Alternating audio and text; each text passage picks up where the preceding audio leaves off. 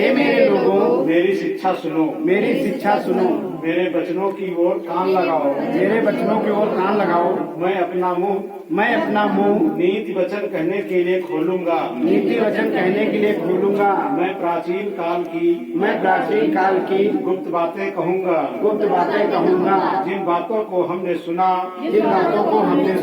और जान लिया और हमारे बाप दादों ने हमसे वर्णन किया है, उन्हें हम उनकी संतान से गुप्त न रखेंगे। परंतु होनहार पीढ़ी के लोगों से यहोवा का गुणानुवाद और उसकी सामर्थ्य और आश्चर्य कर्मों का वर्णन करेंगे। उसने तो याकूब में एक चुनौती ठहराई और इजराइल में एक व्यवस्था चलाई, जिसके विषय उसने हमारे पितरों को आज्ञा दी कि तुम इन्हें अपने अपने बाल बच्चों को बताना कि आने वाली पीढ़ी के लोग अर्थात जो बच्चे उत्पन्न होने वाले हैं वे इन्हें जाने और अपने अपने बाल बच्चों से इनका बखान करने में उद्धत हो, जिससे वे परमेश्वर का भरोसा रखें और परमेश्वर के बड़े कामों को भूल ना जाएं परंतु उसकी आज्ञाओं का पालन करते रहें और अपने पितरों के समान रहें, जो कि उस पीढ़ी के लोग तो हठीले और झगड़ालू थे और उन्होंने अपना मन स्थिर न किया था और न उनकी आत्मा परमेश्वर की ओर सच्ची रही। प्रेमियों ने शस्त्रधारी और धनुर्धारी होने पर भी युद्ध के समय पीठ दिखा दी। उन्होंने परमेश्वर की वाचा पूरी नहीं की और उसकी व्यवस्था पर चलने से इनकार किया। उन्होंने उसके बड़े कामों को और जो आश्चर्य कर्म उसने उनके सामने किए थे उनको भुला दिया। उसने तो उनके बाप दादों के सम्मुख मिस्र देश के सोअन के मैदान में अद्भुत कर्म किए थे। उसने समुद्र को दो भाग करके उन्हें पार करा दिया और जल के ढेर के समान खड़ा कर दिया। उसने दिन को बादलों के खम्भे से और रात भर अग्नि के प्रकाश के द्वारा उनकी अगुवाई की। वह जंगल में चट्टानें फाड़ कर उनको मानो गहरे जलाशय से मन माना पिलाता था। उसने चट्टान से भी धाराएं निकाली और नदियों का सजल बहाया। तो भी उसके विरुद्ध अधिक पाप करते गए और निर्जल देश में परम प्रधान के विरुद्ध उठते रहे। अपनी चाह के अनुसार भोजन मांगकर मन ही मन परमेश्वर की परीक्षा की। वे परमेश्वर के विरुद्ध बोले और कहने लगे क्या परमेश्वर जंगल में मेज लगा सकता है? उसने चट्टान पर मार के जल बहा तो दिया और धाराएं उमड़ चली। परंतु क्या वह रोटी भी दे सकता है? क्या वह अपनी प्रजा के लिए मांस भी तैयार कर सकता है? यहोवा सुनकर क्रोध से भर गया। तब याकूब के बीच आग लगी और इजराइल के विरुद्ध क्रोध भड़का। इसलिए कि उन्होंने परमेश्वर पर विश्वास नहीं रखा था। इसलिए कि उन्होंने परमेश्वर पर विश्वास नहीं रखा न था, उनकी उद्धार करने की शक्ति पर भरोसा किया। न उसके उद्धार करने की शक्ति पर भरोसा किया, तो भी उसने आकाश को आज्ञा दी तो भी उसने आकाश को आज्ञा दी और स्वर्ग के द्वारों को खोला और स्वर्ग के द्वारों को खोला और उनके लिए खाने का मन्ना बरसाया और उनके लिए खाने का मन्ना बरसाया और उन्हें स्वर्ग का आनंद दिया और स्वर्ग का अन्न दिया।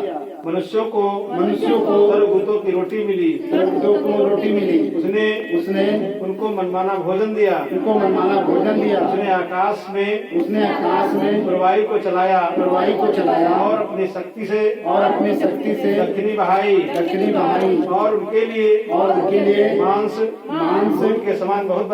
धूल के समान बहुत बरसाया और समुद्र के बालू के समान अनगिनत पक्षी भेजे और उनकी छावनी के बीच में उनके निवासों के चारों ओर गिराए। वे खाकर अति तृप्त हुए और उसने उनकी कामना पूरी की उनकी कामना बनी ही रही। उनका भोजन उनके मुंह में ही था कि परमेश्वर का क्रोध उन पर भड़का और उसने उनके हष्टपुष्टों को घात किया और इजराइल के जवानों को गिरा दिया। इतने पर भी वे और अधिक पाप करते गए और परमेश्वर के आश्चर्य कर्मों की प्रतीत न की। तब उसने उनके दिनों को व्यर्थ श्रम में और उनके वर्षों को घबराहट में कटवाया। जब वह उन्हें घात करने लगता तब वे उसको पूछते थे और फिर कर परमेश्वर को यत्र में खोजते थे। उनको स्मरण आता था कि परमेश्वर हमारी चट्टान है और परम प्रधान परमेश्वर हमारा छुड़ाने वाला है। तो भी उन्होंने उनकी चापलूसी की। वे उससे झूठ बोले क्योंकि उनका हृदय उसकी ओर से दृढ़ न था। न वे उनकी भाषा में विषय सच्चे थे परंतु वह जो दयालु है वह उनके अधर्म को ढांपता और उन्हें नष्ट नहीं करता। वह बार बार अपने क्रोध को ठंडा करता है और अपनी गड़गड़ाहट को पूरी रीत से भड़कने नहीं देता। उसको स्मरण रहा कि ये नासमान है। ये वायु के समान है जो चली जाती और लौट नहीं आती। उन्होंने कितनी बार जंगल में मुझसे बलवा किया और निर्जल देश में उसको उदास किया। वे बार परमेश्वर की परीक्षा करते थे और इजराइल के पवित्र को खेदित करते थे।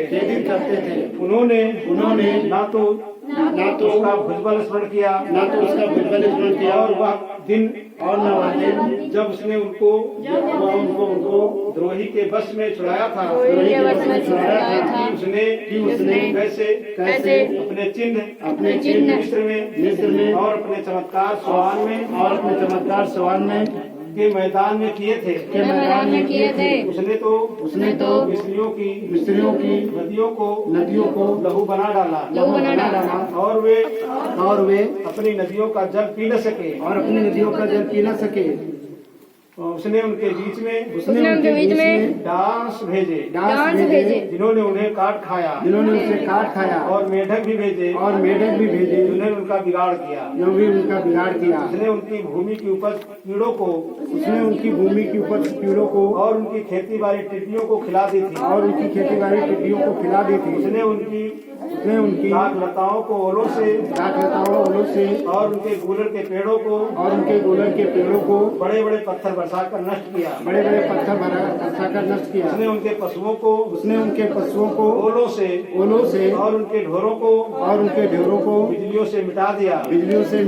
उसने उनके ऊपर अपना प्रचंड क्रोध और रोष भड़काया।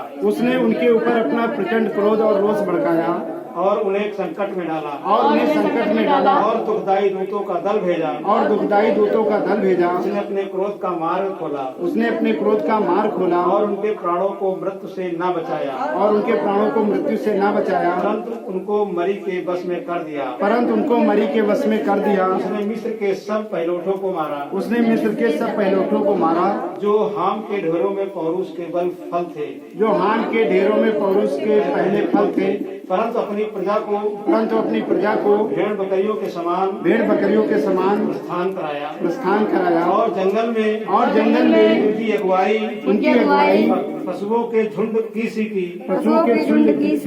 तब वे उसके चलाने से बेखटके चले और उनको कुछ न भय हुआ, परंतु उनके शत्रु समुद्र में डूब गए। उसने उनको अपने पवित्र देश की सीमा तक किसी पहाड़ी देश में पहुंचाया जो उसने अपने दाहिने हाथ से प्राप्त किया था। उसने उनके सामने से अन्य जातियों को भगा दिया और उनकी भूमि की दूरी से माप कर बांट दिया और इजराइल के गोत्रों को उनके ढेरों में बसाया। तो भी उन्होंने परम प्रधान परमेश्वर की परीक्षा की और उनसे बलवा किया और उनकी चितौनियों को न माना और मुड़कर अपने पुरखाओं के समान विश्वासघात किया। उन्होंने निकम्मे धनुष के समान धोखा दिया। उन्होंने ऊंचे स्थान बनाकर उनको रिस दिलाई और खुदी हुई मूर्तियों के द्वारा उसमें से जलन उपजाई। परमेश्वर सुनकर रोष से भर गया और उसने इजराइल को बिल्कुल तज दिया। उसने सीलो के निवास अर्थात उस तंबू को जो उसने मनुष्यों के बीच खड़ा किया था त्याग दिया और अपनी सामर्थ को बंधुआई में जाने दिया और अपनी शोभा को द्रोही के बस में कर दिया। उसने अपनी प्रजा को तलवार से मरवा दिया और अपने निर्भाग के विरुद्ध रोष से भर गया। उनके जवान आग से भस्म हुए और उनकी कुमारियों के विवाह के गीत न गाए गए उनके याजक तलवार से मारे गए और उनकी विधवाएं रोने न पाई। तब प्रभु मानो नींद से चौंक उठा और ऐसे वीर के समान था जो दाख मधु पीकर ललकारता हो। उसने अपने द्रोहियों को मारकर पीछे हटा दिया और उनकी सदा की नाम धराई कराई। फिर उसने यूसुफ के तंबू को तज दिया और प्रेम के गोत्र को न चुना परंतु यहूदा ही के गोत्र को और उनके प्रिय सिय्योन पर्वत को चुन लिया। उसने अपने पवित्र स्थान को बहुत ऊंचा बना दिया और पृथ्वी के समान स्थिर बनाया। उसकी नींव उसने सदा के लिए डाली है। फिर उसने अपने दास दाऊद को चुनकर भेड़शालाओं में ले लिया। वह उसकी बच्चे वाली भेड़ों के पीछे फिरने से ले आया कि वह उनकी प्रजा याकूब की अर्थात उसके निज भाग इस्राएल की चरवाही करे। तब उसने खरे मन से उनकी चरवाही की और अपने हाथ की कुशलता से उनकी अगुवाई की। आमीन। परमेश्वर आज की भजन संहिता पढ़े और सुने जाने पे आशीष है। दोनों हाथों को उठाकर प्रार्थना करो। दोनों हाथों को उठा करके प्रार्थना करो। हालेलुया, धन्यवाद बहुत परमेश्वर, हम आपके नाम को धन्यवाद करते हैं पिता। आज जो भजन संहिता 78 हुई मेरे प्रभु जी पढ़े और सुने जाने पे सबको आशीष दीजिए प्रभु जी। मेरे परमेश्वर, जैसे उन लोगों ने प्रभु जी आपकी आज्ञा नहीं मानी, आप उनके खेत बारों में टिड्डियां भेजे, मेढक भेजे, लेकिन प्रभु ये आपके बच्चे आपका कहना मानते हैं और आपकी संगति में है प्रभु जी।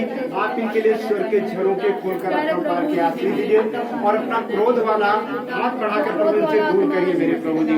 ये परमेश्वर इन्हें आशीष करिए, बैलेंस करिए, इनके घर परिवारों को, खेती बाड़ी को, रोजगार को, नौकरियों में सब में हम आपकी आशीष चाहते हैं प्रभु जी, और इन्हें धन्य बनाइए, अपना गवाह बनाइए। ये पिता हम प्रार्थना करते हैं आज के पवित्र वचन को पढ़े और सुने जाने पे आशीष दिए। आज का वचन चंगाई काम में, शांति काम में, आशीष काम में, धर्म सहायता काम में आज जो बोया जाए हर एक की हृदय रूपी पटिया में छेद छेद के लिख जाए प्रभु जी, और ये सुनकर यूं ही न रहने पाए, आपके मार्ग पर चलकर 30 गुना 60 गुना ने 100 गुना फल लेके आए, ताकि तेरी इच्छा पूरी तुझे महिमा। यीशु मसीह के नाम में आमीन आमीन आमीन। सबको जय मसीह की। बैठ जाओ, बहुत बड़ी भजन संहिता।